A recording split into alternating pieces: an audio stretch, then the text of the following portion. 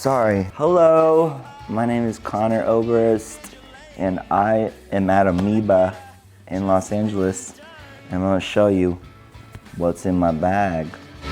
Chartreuse and menthols burned down the town that we were from. I lost my true love to a 3-alarm fire they tried to put out with a squirt gun. Totally. You guys know what's up with this guy?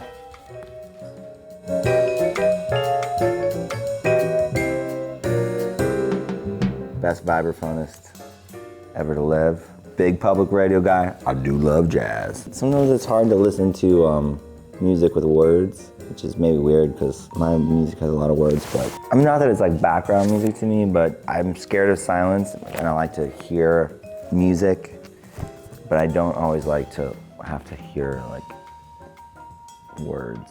My friend Griff's band, Super Furry Animals. You guys know what's up with this band?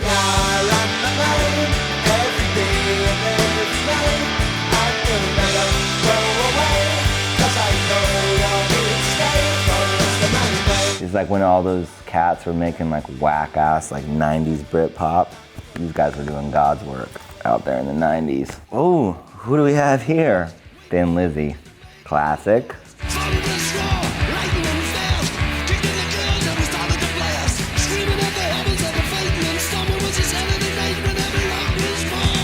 I love Thunder and I love Lightning. It's one of the sickest bands ever. The guy's voice, I mean, you know their one song, but you should listen to their other songs. My boys, Tom and Zach, pretty impressive. I played a show one time with Rage at the Palladium here. One of the scariest nights of my life. They had like literally riot police encircling the fucking Palladium, helicopters, and I'm up there with like an acoustic guitar playing like sad, like alt country songs to Rage Against the Machine fans that all wanted me dead. Like 100% dead. But they're nice guys. Of course, they sound great, but like to make that big a sound with like no samples, no loops, no nothing, dude. It's gnarly. I don't know how they do it. All right. Ooh, what is this? How'd this slip in? Oh, well, it's the Replacements. Obviously, it goes without saying, they're from the Midwest, one of my favorite bands. I forgot about this one because I've listened to their other records a lot more than this one, but it does have some jams. You be me for a while, I'll be you. I've heard a lot of good stuff about this guy. Sturgill Simpson. He's some kind of cosmic country singer or something like that. I love acid, I love mushrooms, I love PCP. Marijuana, LSD, psilocybin, DMT, the options, reacid, love's the only thing that ever saved my life. I gotta check it out. I like his name. I love The Simpsons. My favorite. You're Insincere, and I like that. You're insincere. I like that. Next up is my old pal, Tim Kasher from the band Cursive. He wrote a movie and directed it, and it actually came out and it's really good. And I'm really proud of him. He's one of my best buddies. And this is the soundtrack from that record. It's called No Resolution. I recommend it. So we held our world on a string. We had an answer for everything. Do you guys have bars down the street from each other? We do.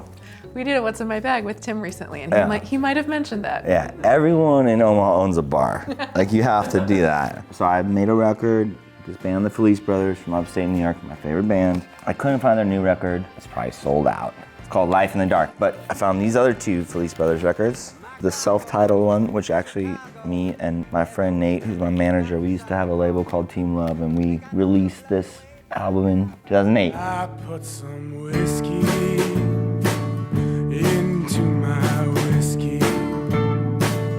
I put some heartbreak into my heart. I've made a lot of music, but I feel like the greatest thing I ever contributed to like music in America was that I put this record out with my friend. Listen to it if you haven't. This is their record before the last record, which is also really rad. They actually recorded in Nebraska, called Favorite Waitress. Like the ships on the wind,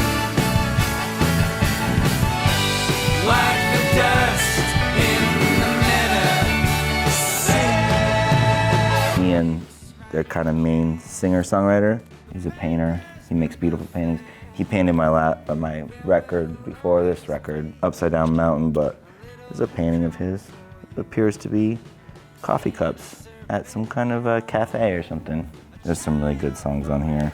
Last thing I'm gonna tell you guys is like, let's get serious. Let's support record stores, support Amoeba.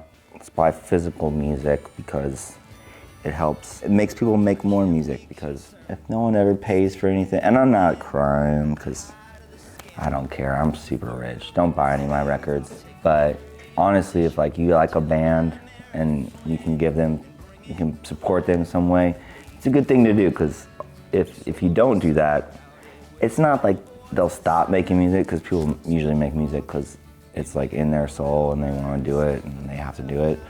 But you might not ever hear it, you know? It's like everybody's got to have money, so support your local music and, buy a record once in a while.